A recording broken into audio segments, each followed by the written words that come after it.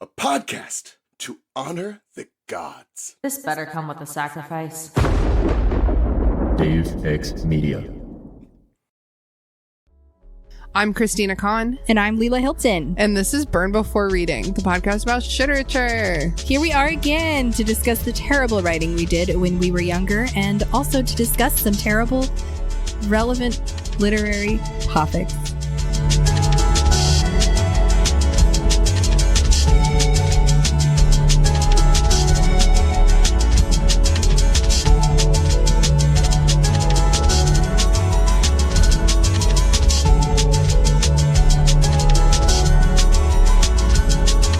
Here we are today, just the two of us.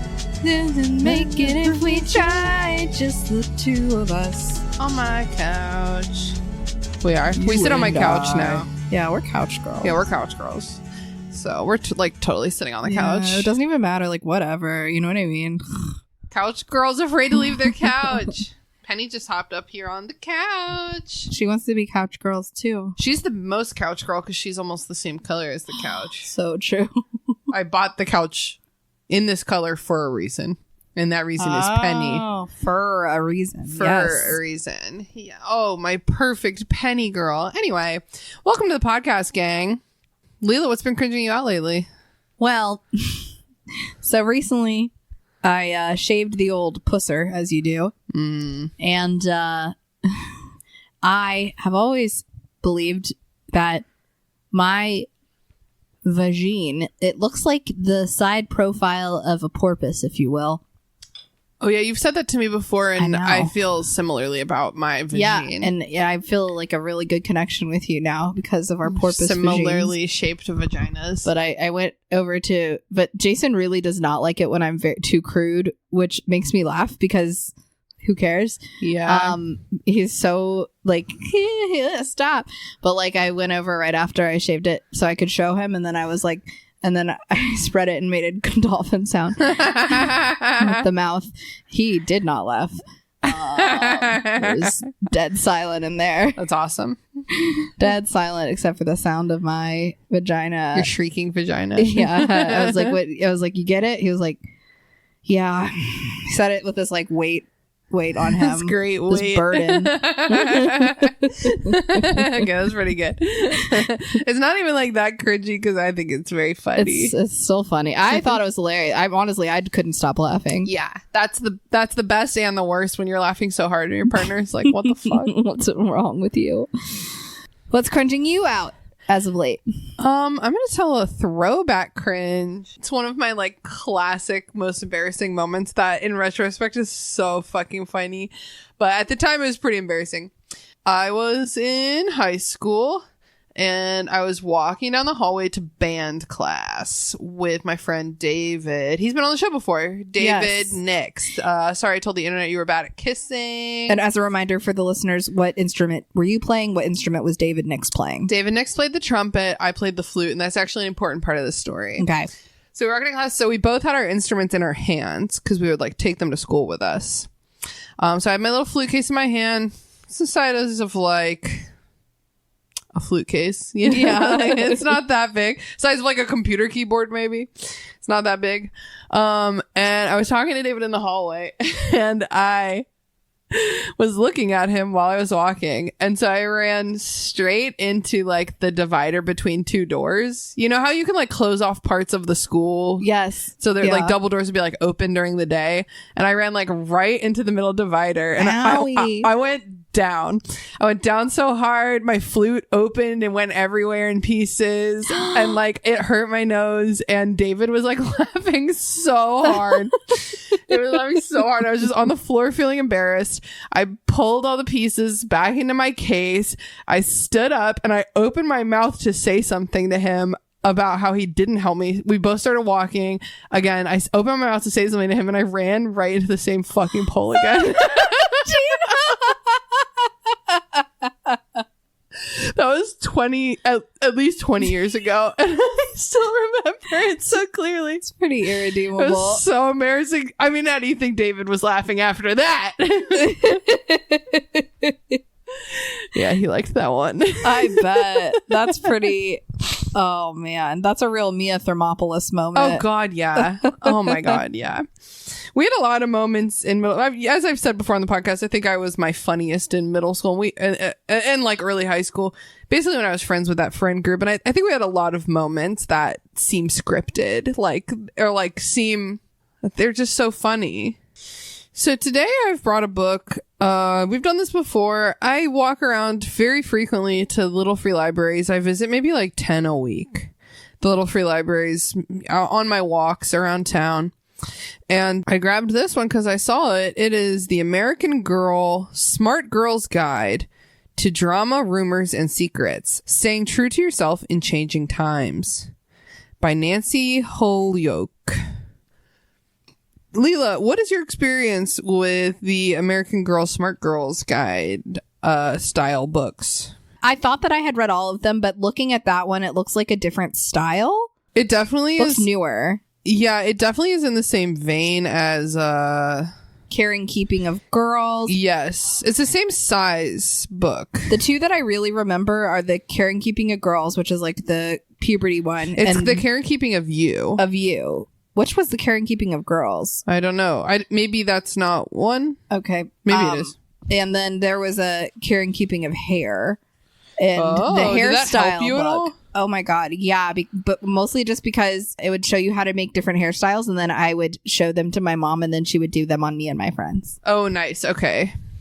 So other books in this series, The Smart Girl's Guide, and also Smart Girl has AG stacked on top of each other, American Girl. The Smart Girl's Guide also includes the guide to the digital world. God, I want to get my hands on that one. Yes.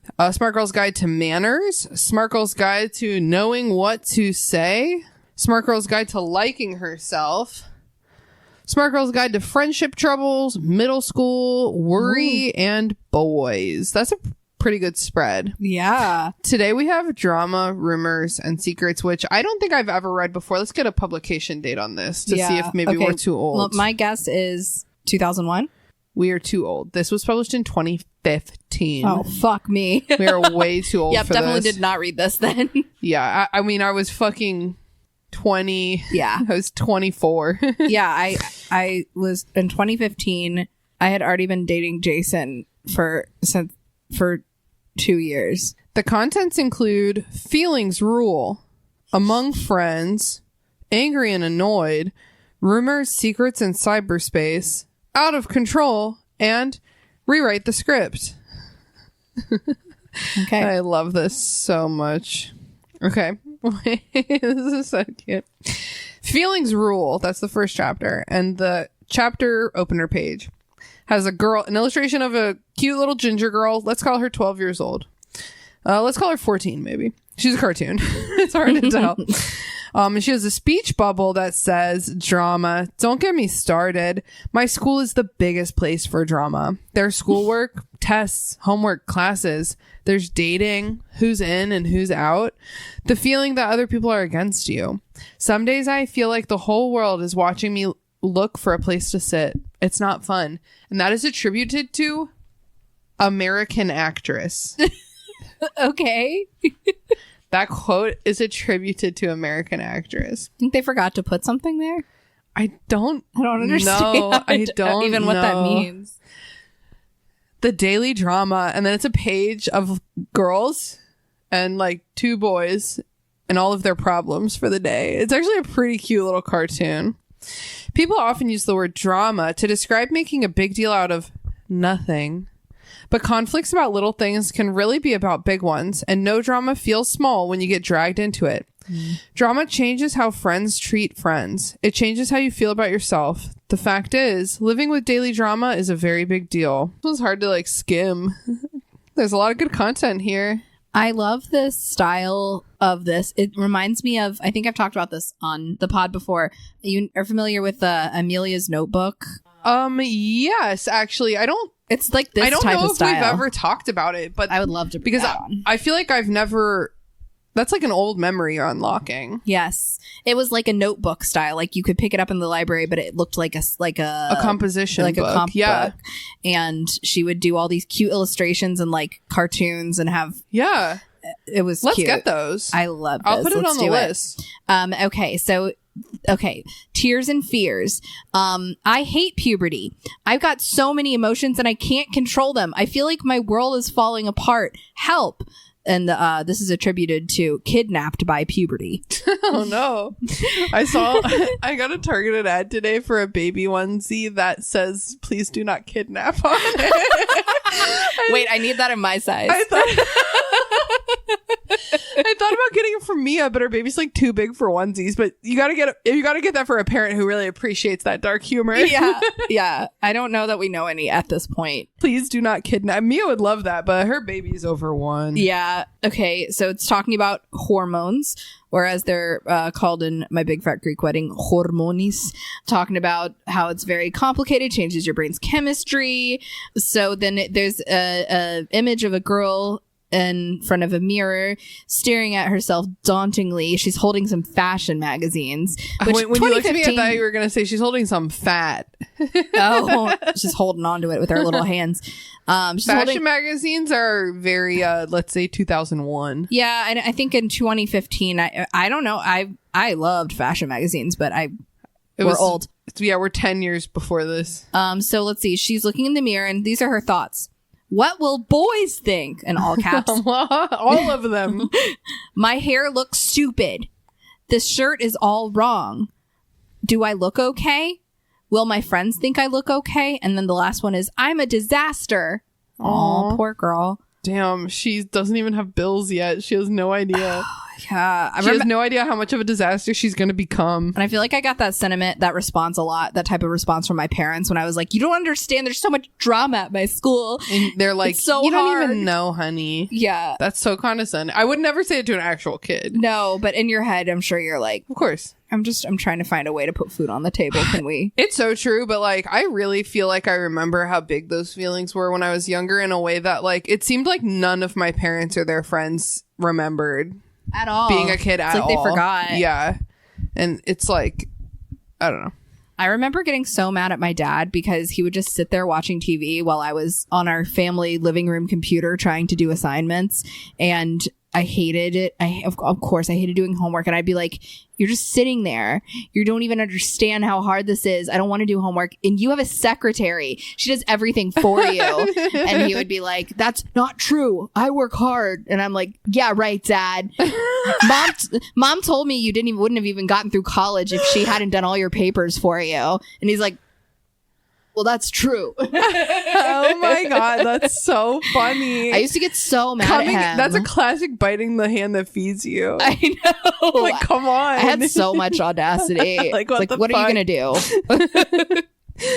Experiments. Who are you? How do you fit in? Who do you want to be? Now that your body is reinventing itself, you may think it's a great chance to reinvent yourself in other ways too. In some ways, it's all a big experiment. How were you? This is so long ago. This is sort of like definitely said like for like preteen girls. What was I experimenting about at that point? Oh, here's some examples. Does this shirt seem like you? What music do you want to hear? Do you really want to move up in soccer, or would you rather switch it up and play more tennis? A few years ago, your parents would have made a lot of these decisions. Now they're up to you. You can also try on some of those strange feelings knocking around inside your chest and see how they fit. What's it like to get mad, Leela? What's it like to be romantic? How does it feel to cry? Just what are all these different feelings really about? Did you ever cry to songs? I would do that all the time. Oh my God, yeah. Especially during like breakups, I would have like a song that like symbolized that breakup to me. Even when I was dumping them, I would be like, oh my God, this is exactly like how I don't want to be with Ari anymore. This song that just reminded me when in high school, this is older than this book, but in high school, when my boyfriend broke up with me, I listened to that stupid song Icebox by Omarion. Oh my God. 1,000 times crying. I got an icebox where my heart used to. I was like, because I really want to work this out, but I'm tired of trying. I cried a lot to that song, Gotta Say Hi All the Time. to keep you off my mind. That's like probably 2015. It was exactly 2015 because it was the year I broke up with Joe. I broke up with him, and then I would cry about that song being like, he's probably getting so high right now to forget me. Yeah. After like 2012, I cried a lot, but they were all hypothetical cries because I was in a secure relationship. Wow. So I was like, I gotta stay high all the time. You're like, what if someone was this heartbroken? And Jason's like, what's wrong? And I'm like, shut up. Same thing when I broke up with Ari. That song Keep Bleeding had just come out by Leona Lewis. And every time it came on, I would be like, oh my God, Ari's gonna just keep bleeding because that's what I did to him. Damn.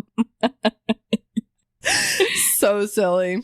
Rewrite the script. People may think drama is inevitable. It isn't. Girls like you can rewrite the script. Drama's just this examples of how you rewrite it. Drama's just a bunch of nonsense about nothing. I don't like that. Girls love drama. They need the attention. That's just how we are. Oh, wait. Are those things not to Those do? are the bad things. Okay, good. I was like, geez. Because it's giving like, I don't really like to be friends with girls. It's too much drama. I like boys. Because the good page says kids instead of girls. Oh. I know that other kids are like me. Everybody wants to fit in somewhere. Everyone's trying hard to be liked. I have strong feelings, just like other kids. My feelings aren't good or bad. They just are. Wow, that's very emotionally intelligent. Yeah, I actually need that a lot right now. I love that. And that's like something I didn't learn until I was like a much older adult from like with a therapist's help. I feel like I'm still learning it right now. Hey, your emotions aren't forever. It's just a temporary feeling and they're not good or bad. It's fine. Yeah, totally. Honestly, I haven't done like a ton of therapy in my life, but I've had friends who have with like bigger mental health needs who have like, I've witnessed them saying that a lot. Like, and like, I'm feeling really low right now, but I know this will pass. So I'm just trying to remind myself. And I'm like, oh, you can just remind yourself the feelings will pass. That's crazy. That's so cool. Well, but when you're that age, you feel like Tinkerbell. You know how like she can only feel one thing very big at a time. Like that's the thing. Oh, that's always been so relatable to me. Yeah, same. It's happening right now. This is hard because every page is good, but every page is like a whole page. Oh my God, look at this girl's not Crocs. What's the other word? Mules. Look at this girl's mules. Oh my God, so cute. They're like black mule, like slingback mules with like pink flowers on them. I would buy those for little daisies. I would buy those for $80. Yeah, me too. Bet they really hurt though. The wooden sole ones. Hurt. Yeah, I got some like like rubber sole. Bought that vinyl recently. I know you were gonna say that. But I do have some like rubber sole mules that I got secondhand over the summer that I'm excited to wear this fall. Yeah. And they're comfy. Good for you. Thank you. Secondhand everything. All secondhand everything. I don't know what's on that page. It's like Anything talking good? about cliques and how like saying like us and them is very damaging. Oh, it is. But God, and everyone did that in high school so much. Like I remember, it's crazy. If I could go back to my high school now with my graduating class of 1,000 kids, I would have so many more friends than I did. And back then I had kind of a lot of friends, but I would have been friends with everybody. Like it's crazy. Yeah. How cliquish it was. Like even when I was like, you know what it really was that would hold you back is like that whole like slut shamey thing. But like there's one rumor that one girl gave a blowjob at some party, and God. now like you don't even want to like talk to her, dude. Totally. What the hell was that about? I'll never forget. We had one class slut. Now, granted, I'm sure all of us were slutting up really hard, but there Not was me. like the one class, 1,000 kids. There was other sluts, okay, Yes. but the one slut was Bronwyn, and my brother was best friends with her little brother, and she was the slut. Isn't it weird how you almost like still have like a little bit of negative association with like, I mean, I feel like Like a little bit, yeah. and you're like, why? If I saw her now, first of all, I would never recognize her in a million Sup, years. slut? Yeah. But if someone was like, I'm Bronwyn, I went to this high school, I'd be like, oh shit, what's up? I went to that high school too. I totally remember you. They would never remember me. Maybe they would. BFFs. Of course, not all friends are created equal. In a larger group of friends, some girls are closer than others. That may create some tension. Leela, has a damn thing changed in all these years, or does our fucking girl chat still have drama all the time? Yeah, All the damn time. it's true, and we're like goddamn like embarrassingly old adults at this time. We're not even like cute 20s. We are in our mid 30s. Yeah, All of us. some of us are flirting with 40. Actually, some of us are still flirting with. I I don't think Becca's 30 yet. Oh, well, isn't that nice? Is she not 30 yet? Oh my god, she's not. At my school, there's a lot of drama about who is whose best friend. Ella. I have 2 best friends. They like me, but they tell each other secrets they don't tell me. Lydia. These are so fake. My best friend is in a different homeroom. Now she'll be BFFs with someone else. HMS. Real fear. They're going to hang myself. This is an HMS. I don't know. That was my first. I believed you. Leela made the craziest face. Leela made the craziest face. The HMS kill myself. It's a real tone shift for the American girl. Why don't you read these, or at least the first line of these, the basics on BFFs? All right, Leela, we'll see how we're doing. Guys, listeners, did you know me and Leela are BFFs? Yeah, you guys. No one would have ever guessed What it. if we were just professional colleagues and we never hung out outside of the podcast? It happens with other podcasts. Do they last? Weird. The basics on BFFs. Number 1, friendship can only be given. You can't demand it. You can't argue your way into it. You can't tell another girl how to feel, and she won't like it if you try. Wow, so true. I wish this wasn't gendered, but 2015 I think was the tail end of and also American Girl. It's targeted towards women. It's for the girls. I'm just thinking about my gay best friends who are also part of this.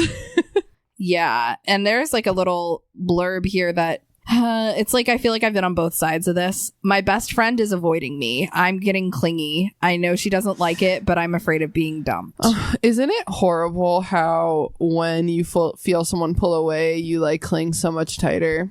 Yes, and it's like such a self-fulfilling prophecy because they're like, hey, I need space. Yes. And you're like, no space allowed because that means that you want to go away from me forever. It's literally happening to me right now. No. It's literally happening to me right now. It's a horrible It's the worst feeling in the world. It's so low. And then you're just like, okay, well, no problem, because I'm like totally cool about it, but you're not cool about it.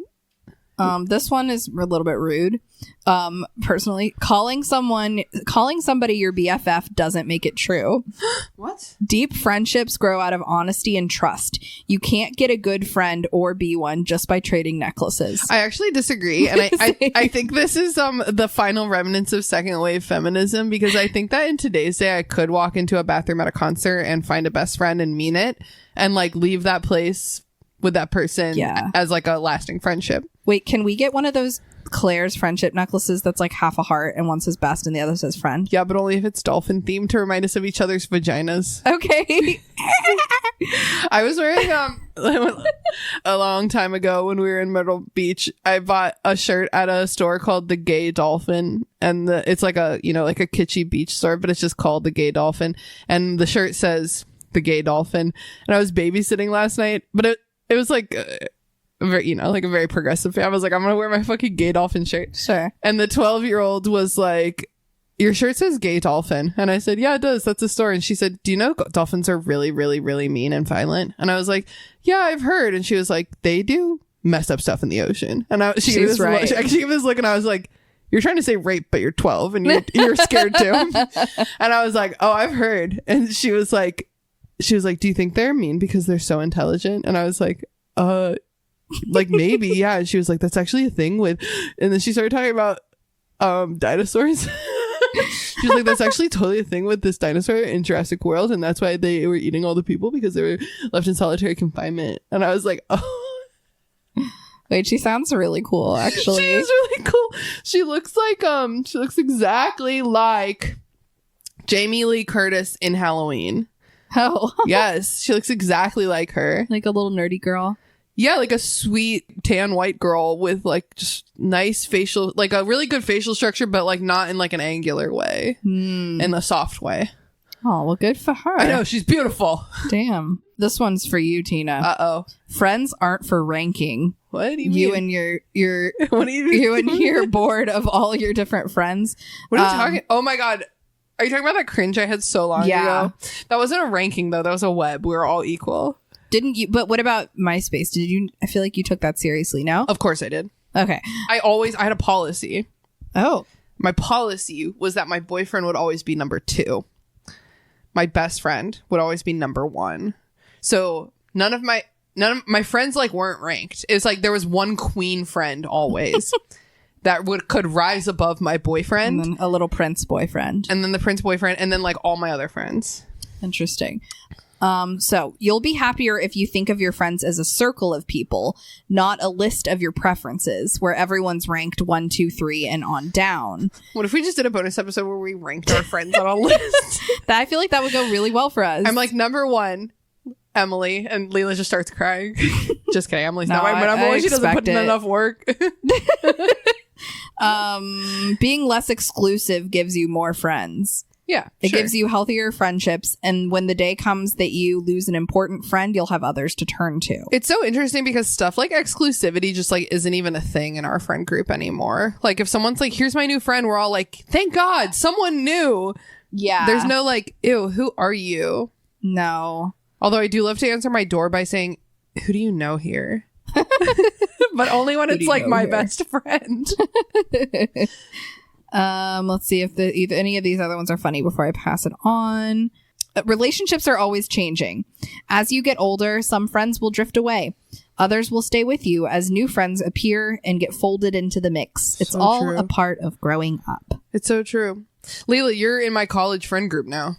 I know. I really weaseled my way in there. I only went to college with like 2 of them at this point. Literally. But this is like my college friend group though. Isn't that so funny? Emil- 4. What about Emily? 5. Okay. Okay, all right, fine. But if we're talking about just the girls, it's like only 2. Okay. Oh, yeah. All of the men. Well, I forgot. Oh, fuck. I forgot about Andrew. 6. Okay, so it's still my college friend group. But there's more than half of them now at this point I did not go to college with. I'm skipping past like quizzes and stuff. They're so cute. I'm like gonna put this back in the Little Free Library and I really hope some like 14-year-old picks it up and like finds value in it, you know? Yeah. Wait, I want to take a quiz. Are there any that are like appropriate for this format? Not really. They're all kind of long. Oh. Make new friends, but keep the old. Actually, this one is theater kid themed, so I think that we should. Okay. Well, this isn't even really a quiz. It's like pick which one. So let's do that. Okay. Pick which. There's going to be 6 though. Are you going to be able to remember all of them? I'll try my best. 1. When there's drama, you go to work. You talk to everybody. Then you talk to everybody again and again. Everyone's excited and you're in the middle of it. 2. Your best friend is super, super popular. She runs the show and you get to help. Layla. It's happening right now. Whatever she wants, you'll make it happen. 3. You want to fit in with your friends. You wear what they wear, do what they do, say what they say. Sometimes following along makes you feel bad, but you hide it. 4. You know everybody's secrets and you like that. Whenever you want, you let a secret drop and put another kid in the spotlight. 5. You look great, you act nice, and kids compete to be your friend. Friends do pretty much whatever you say. If they don't, well, bad things happen. Damn. 6. Your friends make fun of you. They exclude you. They embarrass you. You do nothing because you have no choice. If you complained, they'd kick you out of the group. Wow. Who are you? I mean, I think I'd like to say I'm the secret keeper, but mostly that's because I love secrets and I'm really bad at keeping them. Yeah, you're the opposite of a secret keeper. But I've always been a pretty good beta, a power beta, if you will. So are you doing your best friend is super, super popular? Yeah. That's the foundation of this podcast. I literally run the show. That's what Yeah. it says. I know. And then, I like that. I like to align myself with powerful women. So I'm definitely going to go with number 1. When there's drama, you go to work.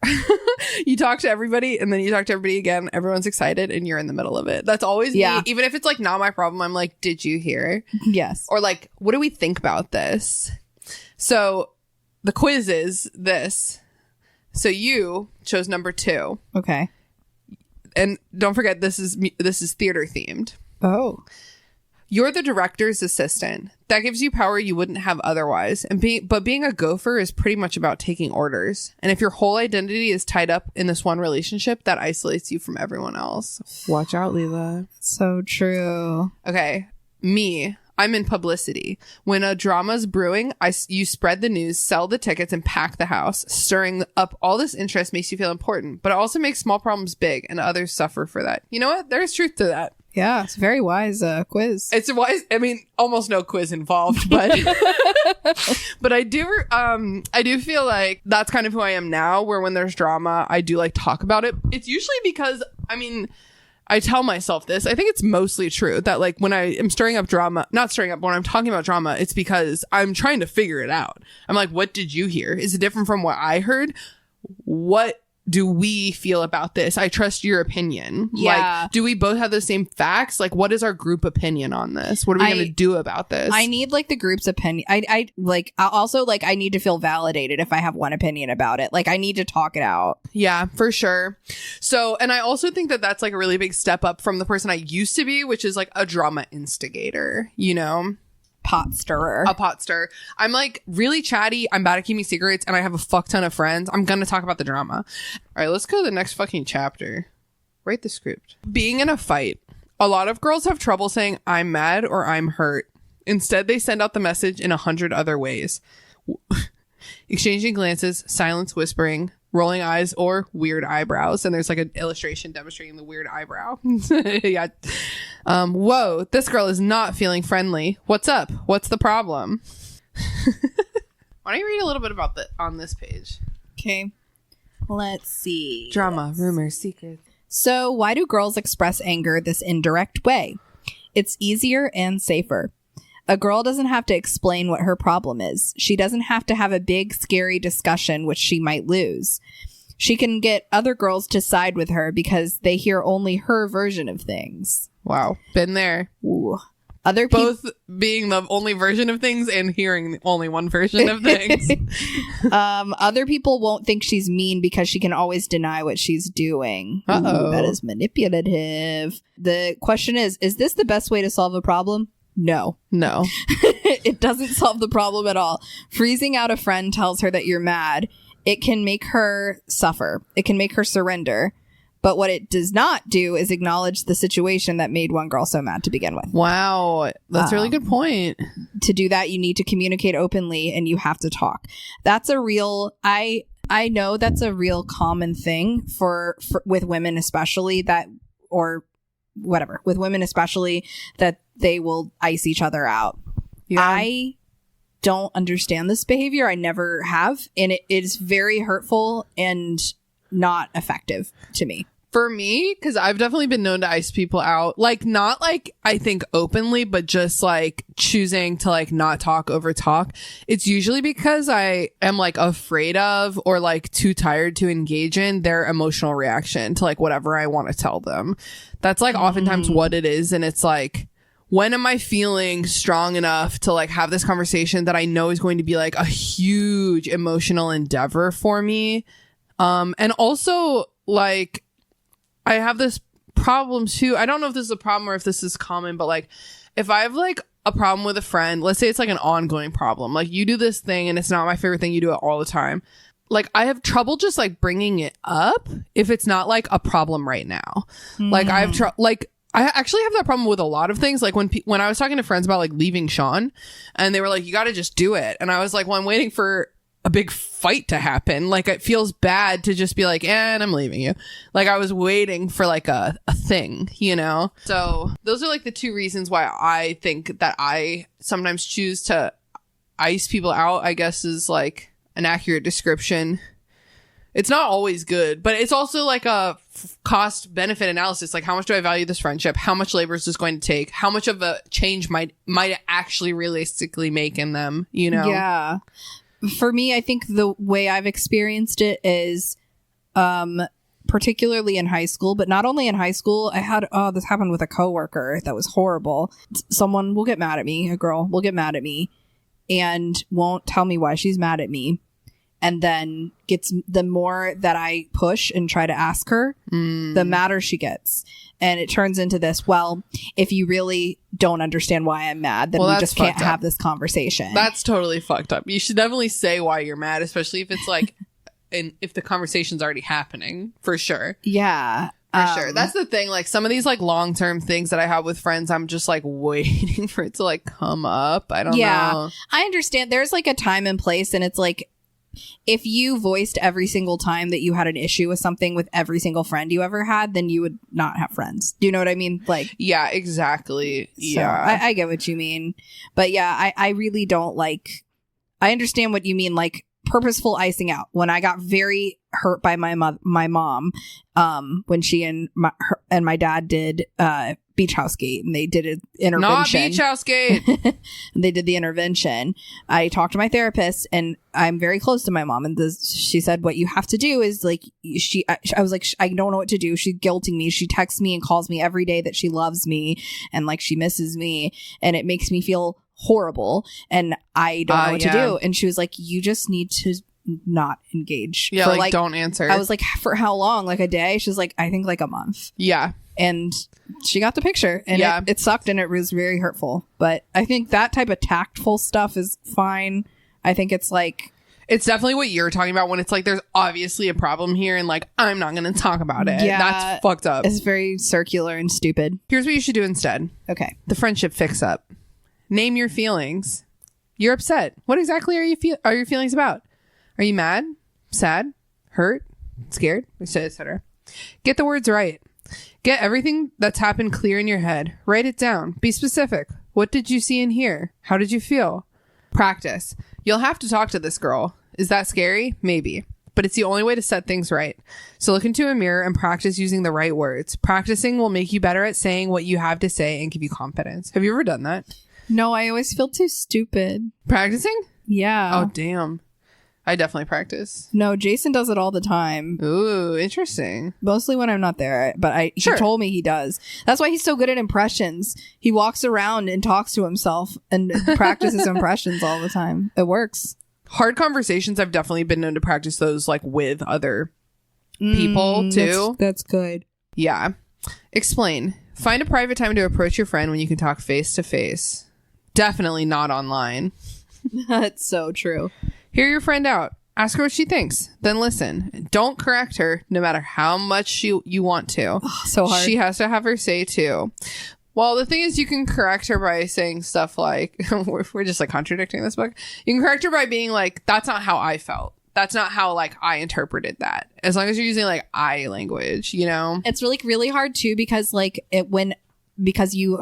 because interrupting is so triggering, but like it can be like when I think men only. I don't know. Maybe, yeah, definitely men. But like if I'm sitting here and we're fighting and I'm telling you my side of the story, and like instead of listening, you're like, I just have to cut in for a second and tell you that's not how I saw that. Because you and I cut each other off constantly, but it's always in a fun podcast format. Yeah. Versus like having a serious conversation. Serious conversations are really hard. I don't know. Don't ask me for advice about that. I've had literally so many.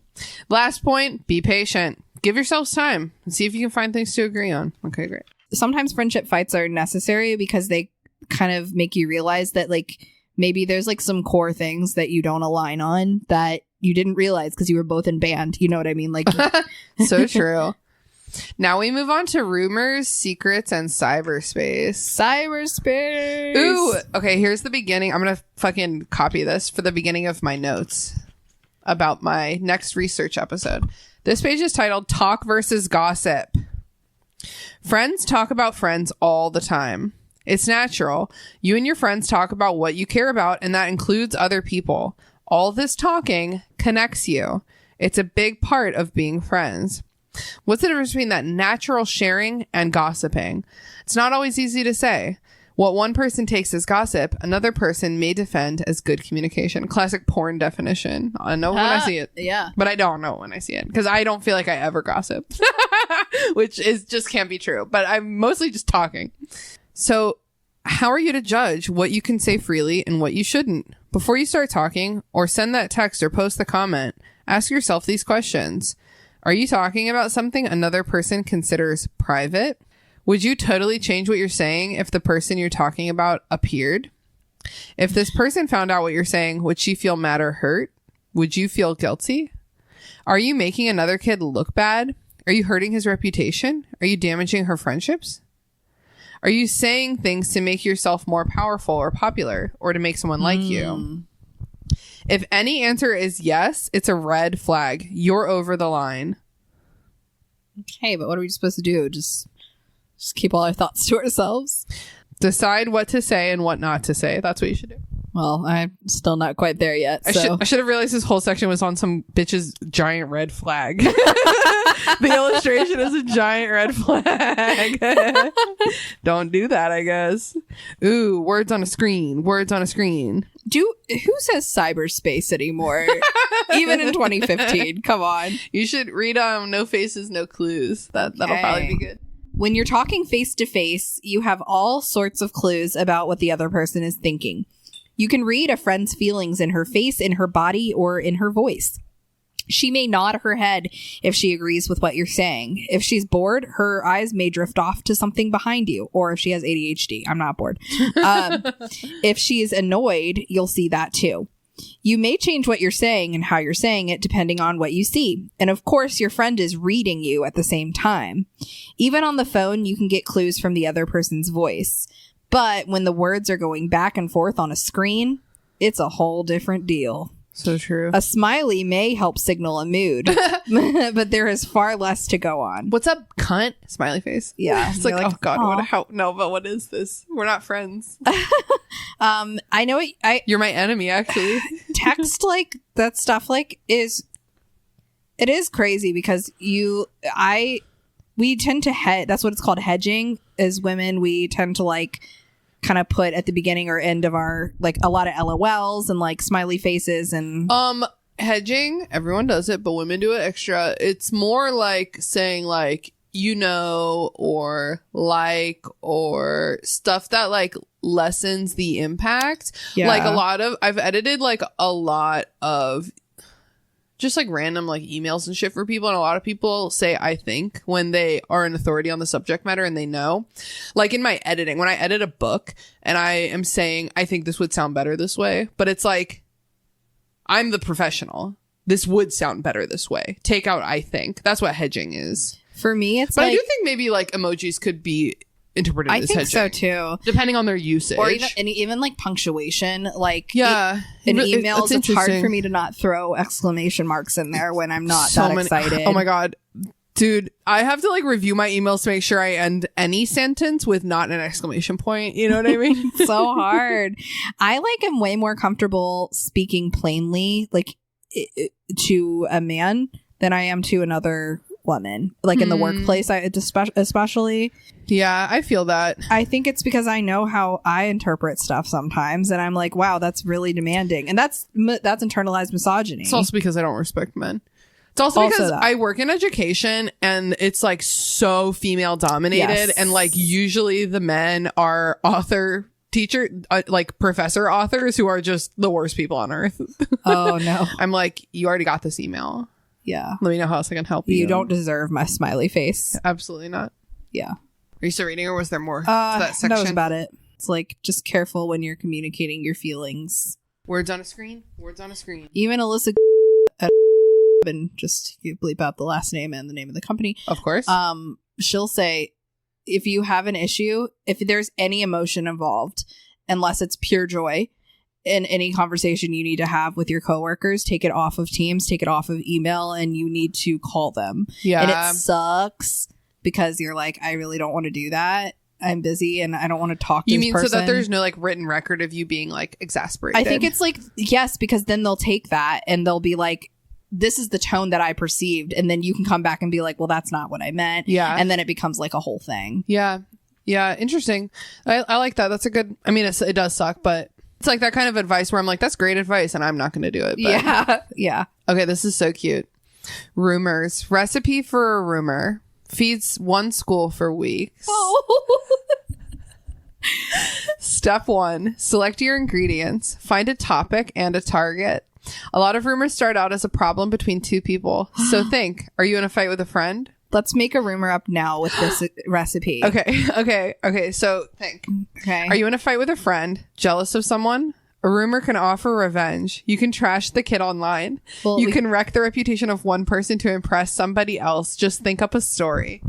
Okay. So who's someone we're jealous of or in a fight with? Who will listen to this and think it's funny, or who definitely won't listen to this? If you want, we can be jealous of Brooke. Okay, let's be jealous She's of Brooke. pregnant with her second child and she seems deliriously in love. And I'm jealous. God. What a bitch. She sucks. All right, Brooke, this episode's for you. Add gossip and stir. You want this rumor to grow, so spread the word. Send texts. What have I texted? Wait. So the rumor is that she's a bitch. That's not a rumor. She would even say that's true. That's not a rumor. Yeah, I think that's just one of her smaller character traits. Are there two sides to a story? Ignore them. Are important details left out? Who cares? Exaggerate the juicy parts. Don't worry about being fair or accurate. Oh, I know what rumor. This is a rumor after all. What? The baby's not Michael's. Oh my God, the baby's not even Michael. That's really funny because all the children in his family look exactly the same. And then all of a sudden this one comes out looking all like... The baby's not even his. Swarthy or something. Swarthy. They're so Irish in that family. I know. They're like, whoa. Okay, the baby's not even his. Okay, so add gossip and stir. Post some posts. What do you think? Anyone in that friend group, what do you think they would do if I texted them and said, I heard Brooke's baby isn't even Michael's? Oh my God. Okay, what would Andrew's reaction be? He would be so uncomfortable. I think everyone in that friend group would just say, like, I don't think that's true. Like, Tina, are you okay? Or like, maybe they'd be like, what do you know? And then I would be like, oh, I don't know anything else. And they'd be like, okay, well, that's probably not true. wrong. What are your facts? Oh, yeah, you have to have a believable source or something. I heard from the doctor.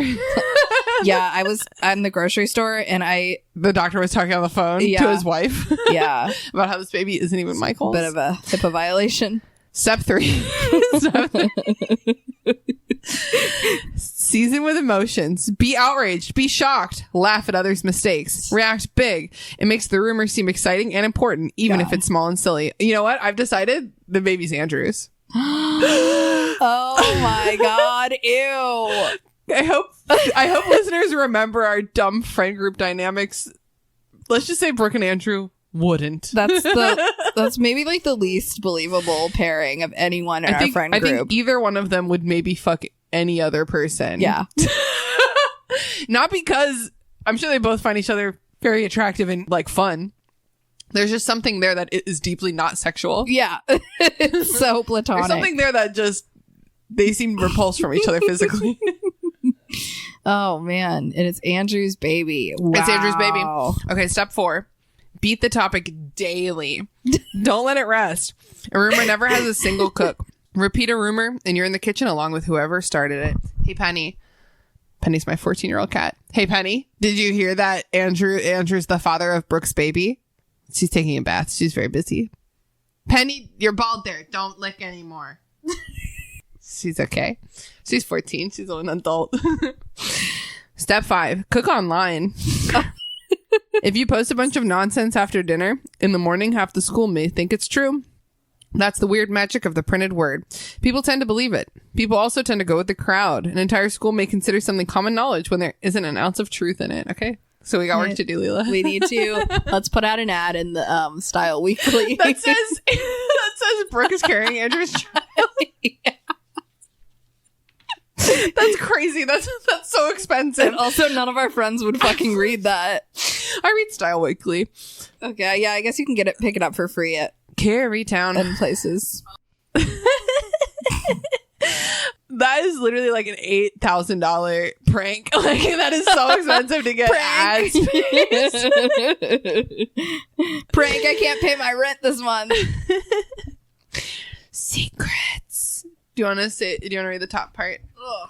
All right. My face hurts from laughing. I know, we're having such giggly girl fun. Okay. Secrets. Sharing a secret with another girl is a way of saying, I trust you. You're special to me and we're close. That's really funny because I think when Leela and I tell each other secrets, we're like, you can tell anyone this. Leela and I both suck at keeping secrets. We're not the best. And honestly, my other bestie, one of my top besties right now, Mia, also sucks at keeping secrets. I think that I'm just like an anti-secret philosophy girl. And if I have friends who like really get that to the core, I think it makes everything a lot easier. You know, it's like we all agree secrets are dumb. And I am going to tell my husband and maybe somebody else. Yeah. definitely. Okay, if you're excited or troubled, it feels good to have someone to confide in. But put other friends into the mix and things can change pretty fast. Does this sound familiar? And the girl's saying, I like Chris, but don't tell. And then the redhead says, I won't. And the other girl's giving the redhead a gold coin. Like, I like Chris, don't tell. Oh, she's giving her a token. Yeah, of the her token is affection. the secret. The token is the secret. Okay. Uh-huh. Wow. You know a secret.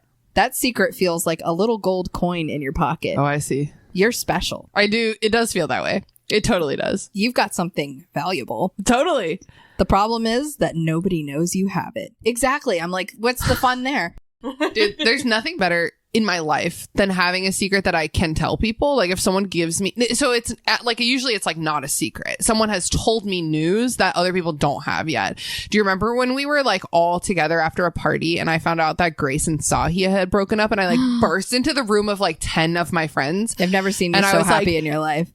Well, I was really sad for Grace. I want to get that on record. Okay. But I was like, but I also, I didn't really know the whole story then. Sure. I just knew that it had happened. We were shook. The story is very sad. But I was like, guys, these people just broke up and everyone said, and like covered their mouths. And there was like this great like shock. And I was like, oh, that felt so cool. I did that. I created a big old gusp. The gasp, they Gusped. Okay, so maybe you drop a teeny tiny hint. You want people to know that you know more than they do. Idiots. You want them to know how close you are to your friend. And this is what she said. The redhead bitch says, I know who Sylvana likes. Sylvana? Yep. That's a crazy sample name. It's a really, really crazy sample name. Do you know that? Do you like that name? No. I love Sylvia. I like Sylvia. Sylvana. It's like you're getting like tongue twisted trying to say Savannah. Sylvana. Where's Sylvana? And then this blonde girl says, really? And now you're the center of attention. You refuse to tell. But once others know that the secret exists, they'll want to pry it out of you, and So you true. will be ticked off. And will be ticked off if you clam up. Mm-hmm. I can't tell. I won't tell anyone. No, I promised. Is it Chris? It's Chris. It's Chris. It's fucking Chris. That Chris is probably a fucking loser. Doesn't deserve any affection. The next page says, the moment arrives. There are two ways this can end. 1, you tell. 2, you don't tell. That's how it works. You get to choose. It's a lot of pressure, American Girl. Out of control. We're almost done. This might be our last section. Okay. Out of control. Oh my god, another quiz. I wish we could take all these quizzes. Like, that would be a great like bonus live stream or something if we took all the quizzes in this book, or if we looked up a bunch of like old J14 quizzes or something. God, that would be awesome. Cosmo quizzes. Let's totally do that. Yeah. When you're bullied. Of course, this is the last section. It's like so depressing. I wish the secret is in your hands was the final section. When you're bullied, life can be a waking nightmare. Were you ever bullied, Leela? Like in a real way? Not in a real way. They used to call me Miss Frizzle because my hair was so frizzy. Yeah, But, like, there's not been in a- small things. Not in a way where like they like kids like put gross stuff in my locker and like. I and never felt like unsafe not or in like not in like a carry targeted. way. Yeah. I don't think I was bullied. Like, definitely certain things felt like bullying that weren't. Yes. Like, I remember I used to walk the mile run on principle, and the hot athletic girls would like finish it in like 6 minutes and then loop back around and cheer me on while I was walking, and that felt like bullying. Yeah. It probably wasn't. No. Maybe they earnestly just really wanted me to work on my fitness. I don't know. Who knows? It's like 130 I know what pounds you at mean. that time. I'd be like these fucking popular bitches. These popular idiot bitches. Okay. Oh, one time I didn't get invited to a cool girl's birthday party in 5th grade where everybody got to go in a limo to DC to see Backstreet Boys. What the fuck? I know. That's a crazy cool birthday party, but I know. That's not bullying though. Nope. But it's just regular old exclusion. Same girl. Were you her friend?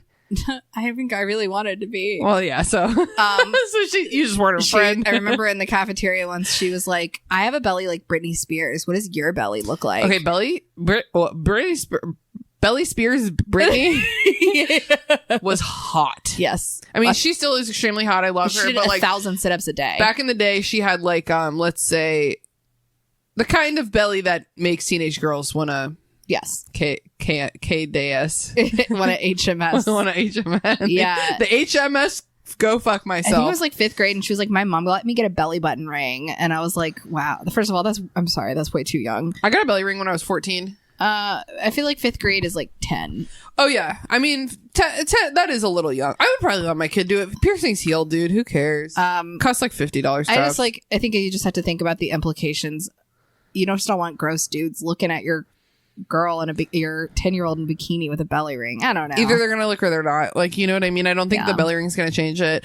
And like, I remember this girl, Nikki, that I went to elementary school and high school with, but in elementary school in like 4th and 5th grade, she was wearing like Juicy. Like, she had a Juicy necklace and pants that said Juicy across the butt.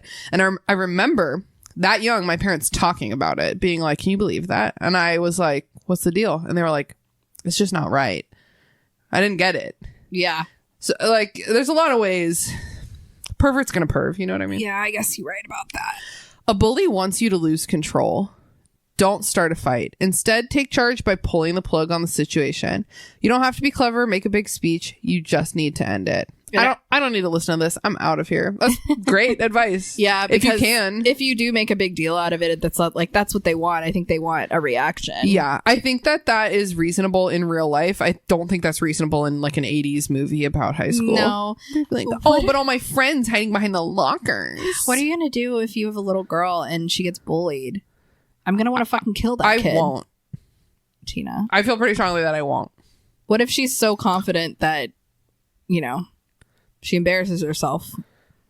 She'll be fine. That's been my whole life. She'll be fine. Okay, but hypothetically, what would you do if you had a child who was being bullied? Talk to their parents. Okay. What if their parents are horrible? Talk to the administration. Okay. And that, for the record, would be after talking to my kid to make sure she's cool with those steps. And I doubt I'd have... Probably your kid would be like, no, please. I really doubt... I have a really strong personality. I doubt that a kid of mine would be like regularly bullied. But also, I don't fucking know. Maybe just kids be getting bullied. Who knows? It's true. I don't fucking know.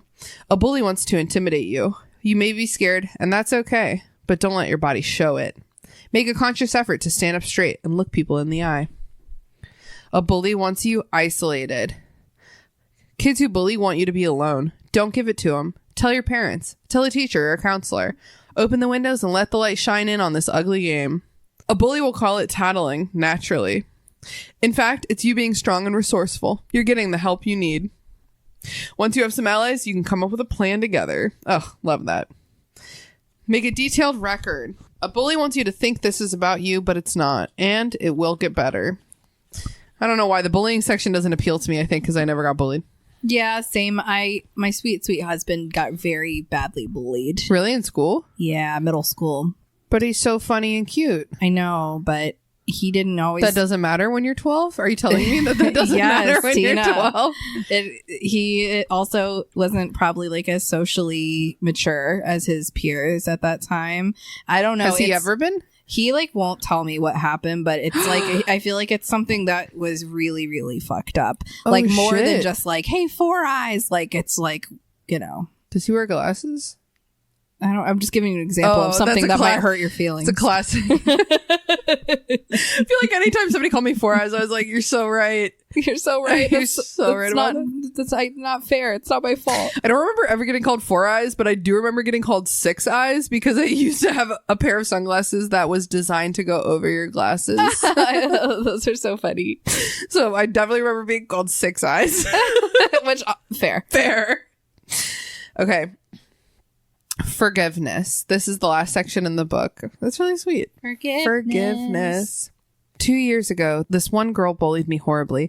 Now she's nice to me. All my friends expect me to forgive her because she's changed. She's so sweet now. But I can't. The memory haunts me. ... I don't think I'll ever be able to forgive her or get over it. Is that wrong? No, it's... Oh, signed, bullied. Clever.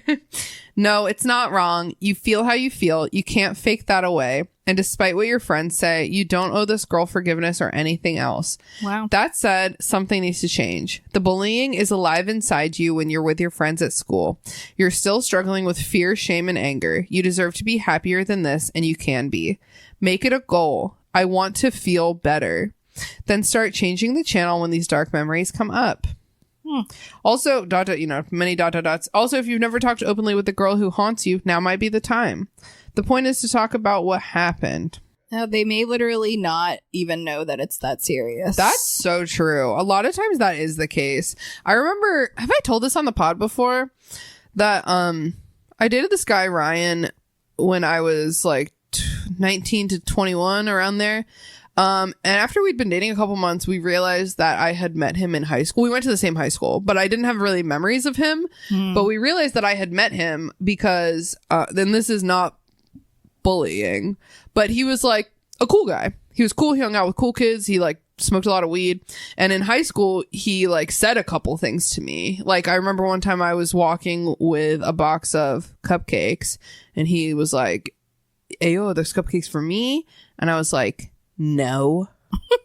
And I kept walking like so cuntily or whatever. Like, we had a couple encounters like that. And after I got to know him, I was like, oh, that was like a really genuine question. You were like genuinely trying to like make a friend and get a cupcake. But I like interpreted it as like you coming at me. Yeah. Let's see. Are we at the end of the book? Oh my God, we are. Okay, we're at the end of the book. The last page is called A World Without Drama. What would a world without drama look like? Anna, Emma, and Gracie signed up for the talent show together. They disagree about the song, but they'll figure it out. Jason broke up with Bianca. She was sad, but Jasmine cheered her up. Ava, Aaliyah, and Leela, it's probably Lila. It's Lila.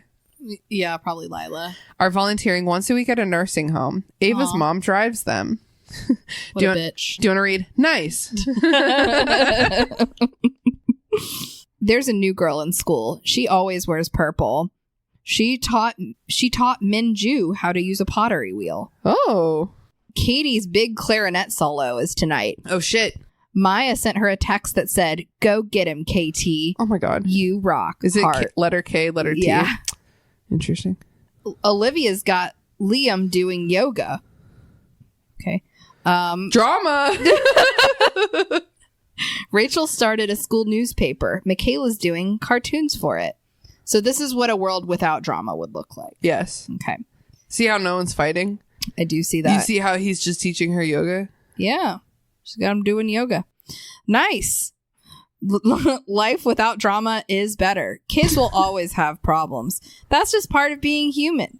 People will always make mistakes and do things they shouldn't do, but it's all 10 times easier to handle without the drama. You can see what's really going on. Conflicts don't blow up into full force hurricanes. Relationships are more relaxed, less fearful. I don't like that sentence. If your own school is drama central, this possibility may seem to be a long way off. But if you cool down the drama in your own life, your friends have a chance to rethink drama too. You can build on that. Huh. I love that. I think the last page is just like send us your emails. Yeah. / letters. See, where is it? Middleton, Wisconsin. Okay. I feel like I knew that because the first ever American Girl place is in Chicago. Real Midwesty. Yes, Wisconsin is like right next to Chicago. I mean, depends where. Yeah, it is. I've been looking on hiring in the Chi-Town area recently. Oh yeah, so. One of my besties just got her PhD from the University of Milwaukee, and she lives like an hour from Chicago. I hear Milwaukee's kind of a cool town. Milwaukee's cool as shit, and I would love to do a girls trip there. Honestly, totally. I've never been to the Midwest before. I mean. Don't know why you would, other than like Milwaukee and Chicago to see our friends who live in the Midwest. I have always wanted to go to Chicago. I've never been to Chicago either. Yeah, I would love to do a trip where we go to Milwaukee, Chicago, and then we have friends who live in Chicago, Abby and Charlie, and then we have friends who live nearby who go, like Becca and Haley, all like live near there and go see them in Chicago. So we could totally make like a trip out of it. Okay. Like a good long trip and like see a bunch of people. Yeah. Hell yeah. So I should have done cooler cringe, drama, rumors, and secrets, obviously. But I didn't. So why don't you tell me a secret instead to end out the episode? Bitch, you know I tell everyone all my secrets immediately. I know, but like think of one. Think of one? Okay. Oh God. I think I already told this one, but maybe no one remembers. When I was little, my mom had a real big no biting rule because I guess it was a real problem at our house. We were very little. And I told my little brother that he should bite my finger. He should bite me. And he was like, no, I'll get in trouble. And I was like, no, like you totally won't. Like it's really fun. You should do it. And then he bit me. And then I was like, ow, Mom, Cole bit me. And then he got in big trouble and had to go to his room and got yelled at. That's so funny. How old was he? How old were you, like, about? He was 2 years younger than me, so probably I was like 5 and he was like way littler. Wow, that's really funny. Really funny. Okay, now you tell me a secret. My secret is one of my cousins is pregnant and she's not happy about it. Actually, I hung out with you last weekend. I feel like you know that already. I was just being nice. It is a big secret. And it's not telling you too much because I have mad cousins. So she's not happy about it, but she's also not aborting it. Yeah. Okay. That seems like it probably setting a child up for success. I don't know, man. I think she wanted kids eventually, but I don't know. Damn. I know. Your secret was so much cuter. Should I tell a cute secret? Sure, yeah. Tell me a cute one. Oh, wait. I had one before I came up with that one. Oh, this is cute. This is cute of me. I might have mentioned this before. But when I was in middle school, to all my friends in middle school, I invented a boyfriend that I had. My neighborhood did half the neighborhood went to one school and half the neighborhood went to the other school. So I was like, he lives like 5 houses down from me. He just goes to the other high school. And I had like a whole narrative where his older sisters gave me my first weed. And I even told my friend, I was like, I think I might be pregnant when I was 13, which I was not having sex at 13. And she was like, oh my God, that's crazy. And then like 2 months later, she was like, wait, so are you pregnant? And I was like, oh, I forgot to tell you. I haven't had sex. I was high when I said that from all the weed his sisters give me. And she was like, makes perfect sense because none of us had smoked any weed. Nobody knew that it doesn't make you just lie.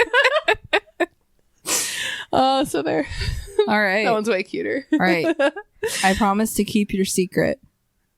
Thank you. Listeners, you have got to keep my secrets Will too. you keep my gold coin? I'll keep your gold coin. Thank you. All right. That's it for Burn Before Reading. Until next week, remember, your cringe is part of you. But only a small part of you. I'm sorry. It's just a little secret. Oh, yeah. It's just a little secret. Thanks for listening to Burn Before Reading. Created by me, Christina Kahn. Hosted and produced by Christina Kahn and me, Leela Hilton. Logo designed by Michael Hardison. Follow him on Instagram at RoyGBivRVA or check out his work at wildlingpress.com. Theme music by Sakura Wishes. Find me online at Christina Kahn. And find me at Leels for Reels. Follow the podcast on Instagram and Tumblr at BurnBeforePod. Or feel free to give us an email at burnbeforepod@gmail.com. Thanks for listening, friends. See you next time.